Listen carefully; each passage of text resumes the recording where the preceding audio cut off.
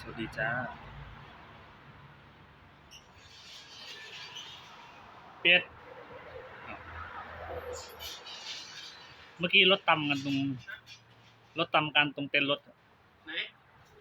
รถตำกันเอหน้าซอยดีๆอะรถเครื่องกับอะไรรถเครื่องมั้งเป็นอะไรไหมก็เห็นแต่เศษรถเครื่องคล้ายๆกับของรถรุ่นเดียวกับของไอ้เนี่ยที่ผัวป้าขายขนมหวานข้างหลังอะรถอะไรอะไม่รู้เรื่องอะไรเห็นมาไม่เห็นคนแล้วอะเห็นแต่รถ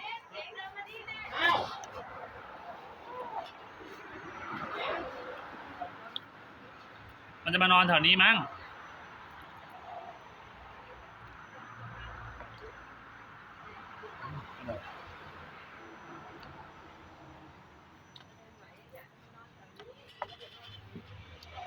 เป็ด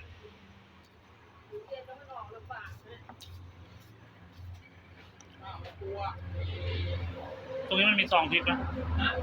ซองพริกมีป่ะตรงนี้ไม่ต้องอยู่ป่ะวะมีแล้วมีแล้วบอกให้ใส่พริกไว้ไม่ได้ใส่เลยลืม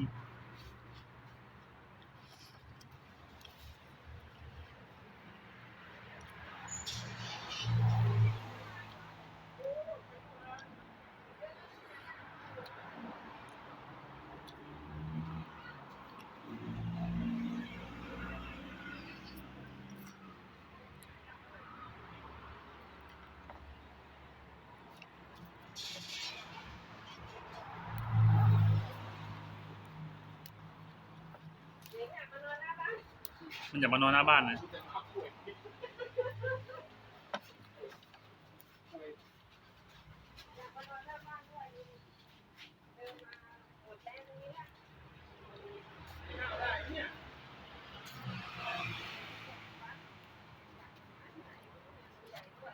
ไม่หนูว่าไอ้ที่มันเดินไปแถวนู้นหรือเปล่ามันจะมีกลุ่มหมาพี่มันจะมีหมาตัวนึงอยู่ตลาดตอนเนี้ยไม่มันจะมีหมากลุ่มนึงวันนั้นที่หน้าโรงเรียนน่ะที่เดินมา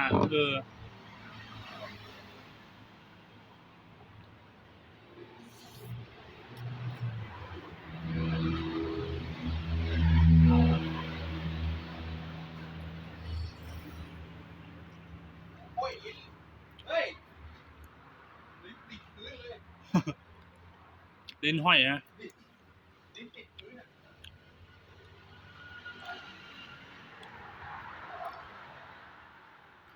แซ่บพี่น้องแซ่บแต่พวกที่มันห้อยๆอยู่ตัวนั้นมันไม่เป็นตอดอกแดง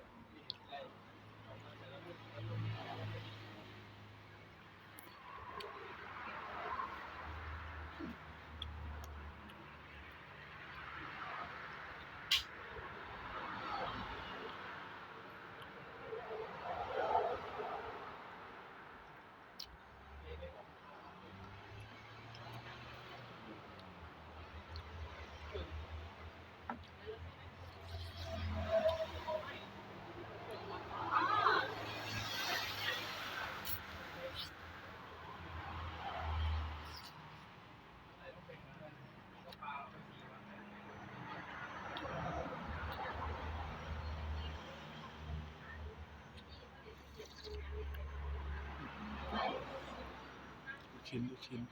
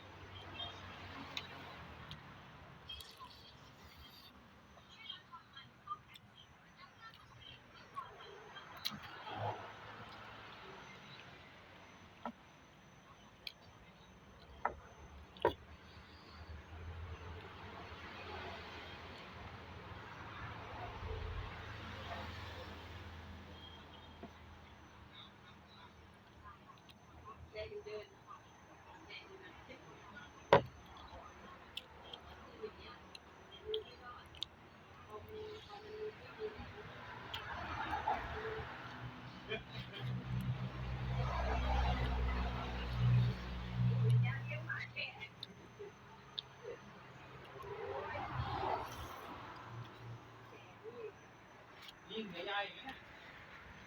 เหลือยายในห้องน้ำเลยเนี่ย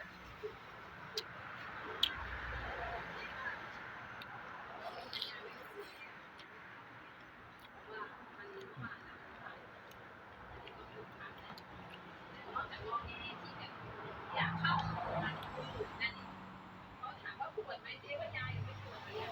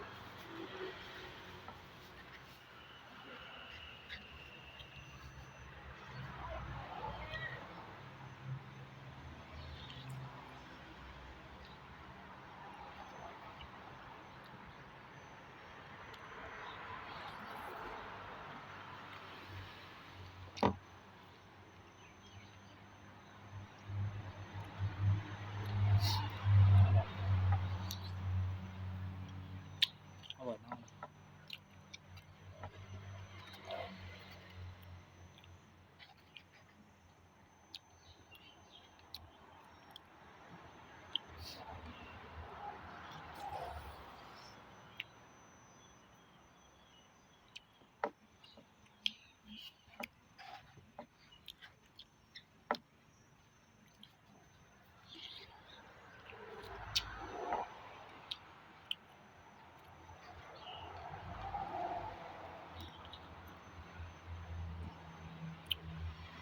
อร่อยมาก